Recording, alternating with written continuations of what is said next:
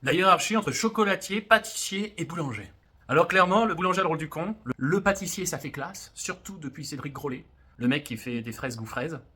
Et les chocolatiers, oh bah c'est clairement des pâtissiers qui se sont extrémisés, des extrémistes culinaires les chocolats. C'est un peu comme les bobos parisiens. Tu vois, il y a les parisiens et il y a les bobos parisiens. Il y a les pâtissiers et il y a les chocolatiers. J'ai fait 2 ans de chocolaterie. Tu vois les chutes du Niagara, à force de regarder, ça te donne envie de pisser.